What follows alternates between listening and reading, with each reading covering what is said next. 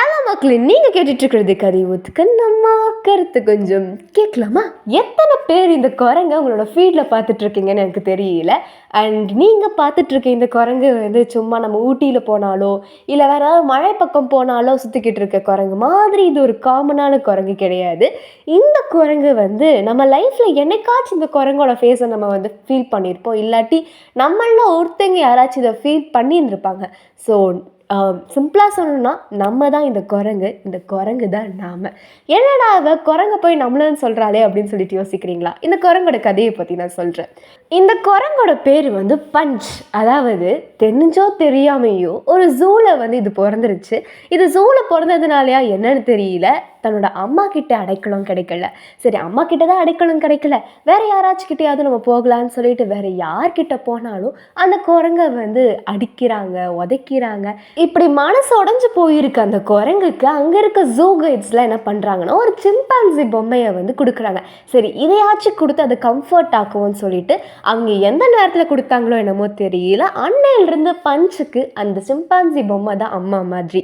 சாப்பிட்டாலும் சரி, எங்கே போனாலும் சரி, அந்த பொம்மை கூடயே தான் இருக்கும். அண்ட் காலப்போக்கில் இன்னொரு குரங்கு வந்து அதுக்கு கம்ஃபர்ட் கொடுத்துருச்சு. எனக்கு இந்த கதையை பார்த்ததுமே எனக்கு எப்படி இருந்துச்சுன்னா, பிறந்தது ஒரு குத்தமாடா அப்படின்ற மாதிரி தான் இருந்துச்சு. என்ன வேலை இருந்துட்டு போகட்டுங்க, ஒரு குழந்தைக்கு தன்னோட தாய் தான் அடைக்கலமே. ஆனால் அந்த தாய்கிட்ட இருந்து கிடைக்காத அடைக்கலம் வேற யார்கிட்ட தேட முடியும்? அப்படி தேடினாலும் தன்னோட தாயே கொடுக்க முடியாத ஒரு அடைக்கலத்தை மித்தவங்ககிட்ட எப்படி அதனால எக்ஸ்பெக்ட் பண்ண முடியும்? சரி, இந்த டாப்பிக்கில் ஒரு ஓரமாக இருக்கட்டும். இன்னும் ஒரு 2 விஷயத்தை பற்றி உங்ககிட்ட நான் டிஸ்கஸ் பண்ணணும்னு நினச்சேன். ஃபஸ்ட்டு விஷயம், அந்த பொம்மை. யூஸ்வலாகவே குழந்தைங்களுக்கு எது பிடிக்கும்னு கேட்டோன்னா அவங்க பொம்மைன்னு தான் சொல்லுவாங்க. ஏன்னா பொம்மை வந்து சீக்கிரமாக ஒருத்தங்களோட லோன்லினஸ்ஸை ரீப்ளேஸ் பண்ணுன்னு சொல்கிறாங்க ஆஸ் அ தியரி. ஸோ அதனால் எனக்கு பொறுத்தளவுக்கு பஞ்சுக்கு அதோட லோன்லினஸ்ஸை ரீப்ளேஸ் பண்ணுற ஒரு கீ தான் அந்த பொம்மை. அண்ட் இன்னொரு விஷயம் நான் மென்ஷன் பண்ணியிருந்தேன்ல, காலப்போக்கில் இன்னொரு குரங்கு வந்து அதுக்கு ஒரு கம்ஃபர்ட் கொடுத்துச்சுன்னு சொல்லிட்டு. பஞ்சுக்கு தேவையானது என்னங்க? ஒரு கம்ஃபர்ட் ஜோன், ஒரு அன்பு, காதல், அவ்வளோதான்.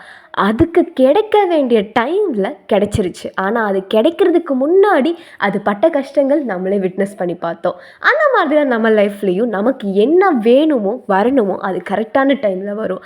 அண்ட் இன்னொரு விஷயம் என்னென்னா, நமக்கு தெரிஞ்சவங்களாக இருக்கட்டும், இல்லை தெரியாதவங்களாக இருக்கட்டும், இல்லை க்ளோஸ்டு ஒன்னாக இருக்கட்டும், அவங்க டிப்ரெஷனில் இருக்காங்க அப்படின்னு தெரிஞ்சதுன்னா ஒன்றா கண்டுக்கிட்டு போவோம், இல்லாட்டி கண்டும் காணாத மாதிரி போவோம், இல்லை அதுவும் இல்லைன்னா கலாய்ச்சிட்டு போவோம்.